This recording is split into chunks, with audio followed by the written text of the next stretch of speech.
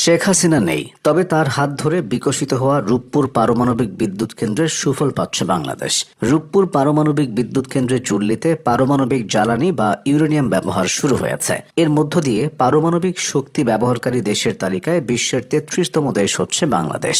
মূলত চুল্লিতে ইউরেনিয়াম জ্বালানি বসানো হলে তা থেকে তাপ তৈরি হয়। সেই তাপে পানি থেকে বাষ্প তৈরি হয়ে টারবাইন ঘুরবে আর সেখান থেকে বিদ্যুৎ উৎপাদন হবে। এই মুহূর্তের অপেক্ষাতেই ছিল গোটা বাংলাদেশ। অর্থের হিসেবে দেশের সর্ববৃহৎ প্রকল্প রূপপুর পারমাণবিক বিদ্যুৎ কেন্দ্র। ২০১৬ সালে ১,১৩,০৯৩ কোটি টাকা প্রাথমিক ব্যয় এ প্রকল্পের নির্মাণ কাজ শুরু হয়। মূল পরিকল্পনা অনুযায়ী ২০২৪ সালের ডিসেম্বরে প্রথম ইউনিট ও ২০২৫ সালের ডিসেম্বরে দ্বিতীয় ইউনিট থেকে বিদ্যুৎ পাওয়ার কথা ছিল। তবে গণ অভ্যুত্থানের পর এটা বাস্তবায়ন বিলম্বিত হওয়ায় এই লক্ষ্যমাত্রা অর্জন করা সম্ভব হয়নি। তবে আনুষ্ঠানিকতা শুরু হওয়ার পর এখন থেকে ধাপে ধাপে পরীক্ষামূলকভাবে বিদ্যুৎ উৎপাদন শুরু হবে। ২০২৬-এর আগস্টে এখান থেকে জাতীয় গ্রিডে ৩০০ মেগাওয়াট বিদ্যুৎ সরবরাহ শুরু হতে পারে। আর এটি পুরোদমে চালু হলে বাংলাদেশের বিদ্যুৎ খাতে আমূল পরিবর্তন আসবে। পরমাণু জ্বালানি ব্যবহার করে বিদ্যুৎ উৎপাদন করার ফলে সরবরাহ যেমন বাড়বে, খরচও অনেক কমবে। ২০১৬ সালে নির্মাণ কাজ শুরু হলেও দেশে পারমাণবিক শক্তি ব্যবহারের উদ্যোগের শুরুটা ১৯৬১ সালে।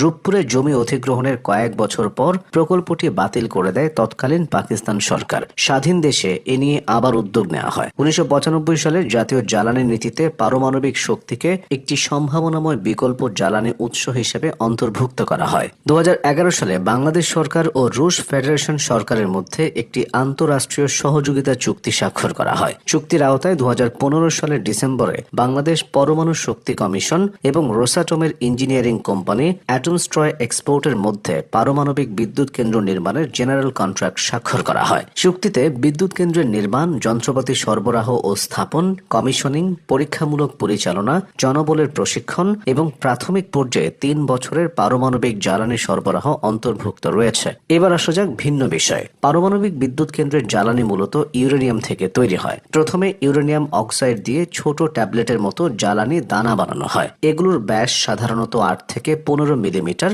এবং দৈর্ঘ্য ১০ থেকে ১৫ মিলিমিটার। এমন অনেক জ্বালানি দানা প্রায় ৪ মিটার দীর্ঘ ধাতব নলের ভেতরে সাজিয়ে তৈরি হয় জ্বালানি রড। আবার নির্দিষ্ট কাঠামোতে অনেকগুলো রড একসঙ্গে যুক্ত করলে তৈরি হয় জ্বালানি বান্ডিল বা ফুয়েল অ্যাসেম্বলি। রূপপুরে ব্যবহৃত প্রতিটি বান্ডিলে ৩১২টি জ্বালানি রড আছে। বিদ্যুৎ উৎপাদনের জন্য এই জ্বালানি বান্ডিল চুল্লির কেন্দ্রে বসানো হবে। রূপপুরের প্রথম ইউনিটে একসঙ্গে ১৬৩টি বান্ডিল ব্যবহারের কথা। ২০২৩ সালে অতিরিক্ত একটি সহ মোট ১৬৪টি বান্ডিল দেশে আনা হয়। একবার জ্বালানি বসালে প্রায় ১৮ মাস বিদ্যুৎ উৎপাদন করা যায়।